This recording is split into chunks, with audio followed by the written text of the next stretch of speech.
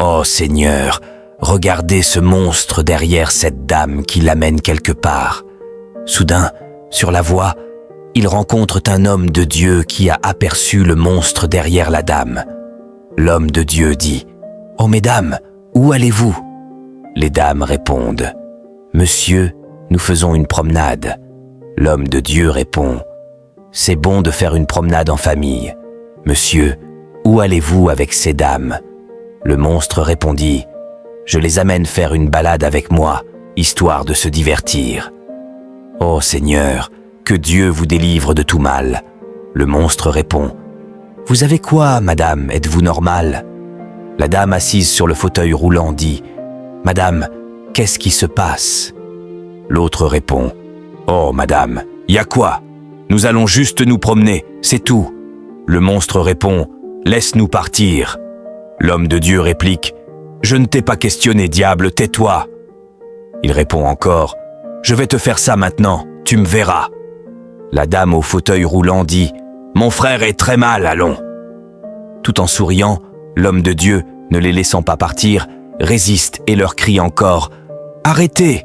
Je ne vous laisserai pas partir, je dois vous délivrer de la main du diable. » Il prie le Seigneur de les délivrer maintenant. Alors je commence par le petit. Au nom de Jésus-Christ, je prie et je délivre ce petit des mains du diable. Par la toute-puissance de Jésus-Christ, tu es sauvé, petit. Merci Seigneur, merci Seigneur. Oh, madame, je vous remercie d'avoir sauvé mon petit frère. Alors toi, femme dans le fauteuil roulant, je te délivre aussi.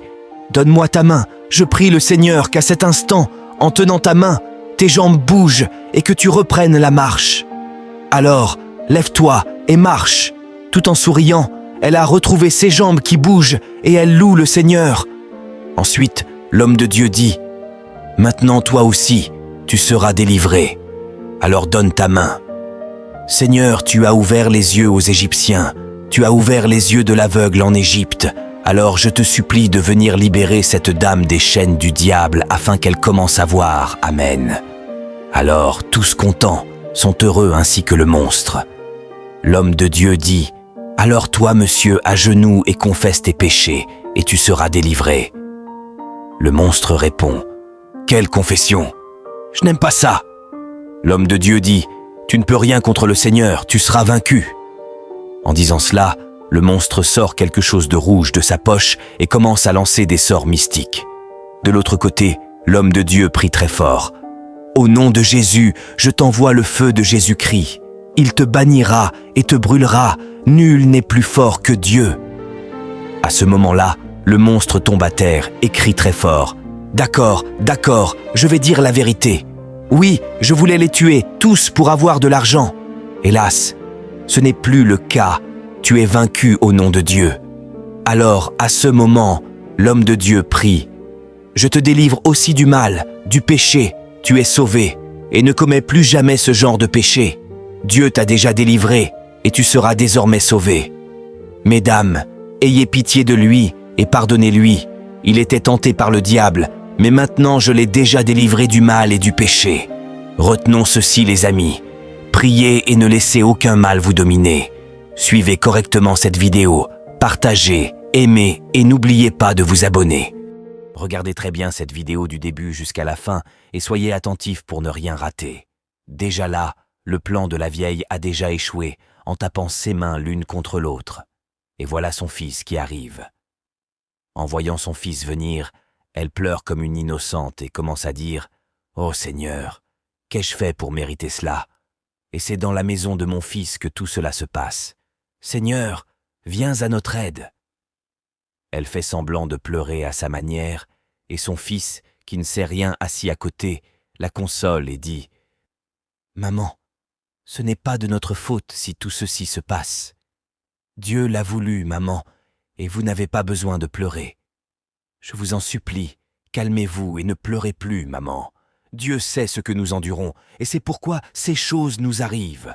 Maman, calmez-vous, ne pleurez pas s'il vous plaît, tout ira bien. » Elle continue de faire semblant de pleurer, et la belle-fille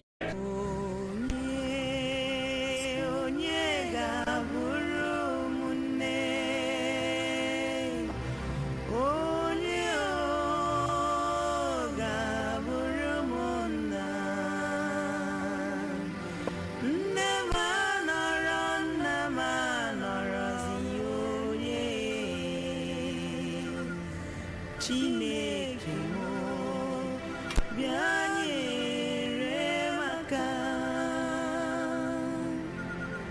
arrive. Pourtant, elle continue de pleurer à sa manière, en faisant semblant. La belle-fille ne les calculait même pas, ni la vieille, ni son mari.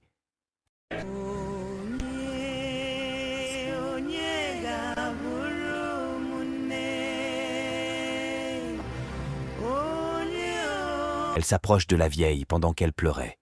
Et la vieille dit « Ma fille, je ne comprends plus rien. Quelle est la cause de votre souffrance ?» Elle est étonnée en disant cela, et le mari va s'asseoir car il est dépassé par la situation.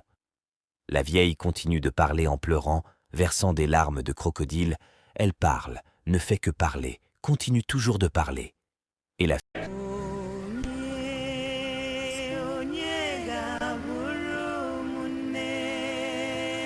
fille prend la parole et dit « Maman, ce que vous faites, est-ce bien de votre part? Vous nous avez détruits, mon mari et moi, mais lui, il ne sait rien. » En disant cela, la vieille change de visage et sourit légèrement.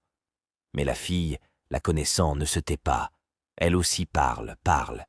Et la vieille reprend la parole et dit « Fais attention, petite fille, sinon tu me verras bientôt. » Immédiatement, elle veut poser sa main maléfique sur la femme, mais voilà que la femme est comblée du Saint-Esprit et rien ne peut l'atteindre. Et la vieille tombe sur le canapé, pleure et demande pardon. La fille dit « Tu es méchante, vieille sorcière, tu nous prends pour qui? Vieille souricière, aujourd'hui tu seras brûlée par les ténèbres et tu seras punie par la loi de Moïse. » Le mari, étonné, reste sans voix. Mais la vieille demande pardon. « Ayez pitié de moi, c'est la jalousie. Ayez pitié de moi, je vous en supplie. » Son fils dit « Maman, qu'as-tu fait? Donc c'était à cause de toi que tout ceci se passe dans la famille. » La vieille répond « J'étais obsédée, fils. Venez-moi en aide. À l'aide, s'il vous plaît. » La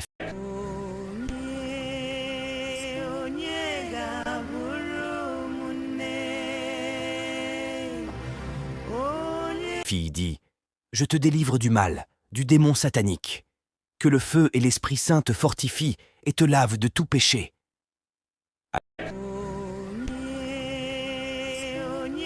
Alors qu'en réalité, c'était une histoire que le vieux père racontait à sa petite fille, et celle-ci était contente d'entendre l'histoire. La fille pose des questions au vieux père, et le grand-père lui raconte tout ce qui s'est passé. La fille a mieux compris et a tout noté dans son cahier. Elle demande au vieux s'il était présent ce jour-là, quand la scène s'est passée. Le vieux lui dit « Je n'étais pas encore né, mais on me l'a raconté aussi. » Donc, dans la vie, il faut toujours prier. Je vous laisse regarder la suite. Abonnez-vous.